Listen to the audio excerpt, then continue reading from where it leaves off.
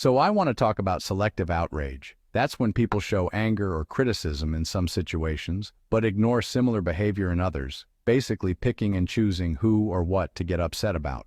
When I made a video about Charlie Kirk and his negative talking points about black people, some people filled my comments with outrage. But when I made a video about Thomas Jacob Sanford, the Michigan church shooter, it wasn't the same energy. Sanford walked into a church on a Sunday morning where men, women, and children were gathered, and he opened fire, killing multiple people. This shows how online outrage follows bias and identity, not the scale of suffering. So I ask my commenters, where was the outrage for the victims in the church? Are you picking and choosing which tragedies to care about? Morally, you'd expect at least equal, if not greater, outrage over innocent lives lost in a house of worship.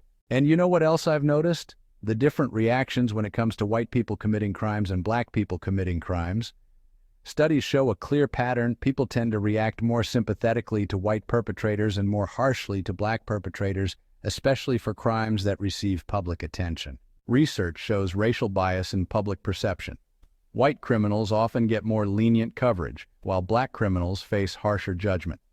So, even though selective outrage is evident when comparing reactions to the Charlie Kirk and Thomas Jacob Sanford Michigan church shooter videos, people showed more outrage toward Kirk than Sanford. And have you noticed both media coverage and public attention are focused much more on Charlie Kirk than on Tyler Robinson, the alleged shooter?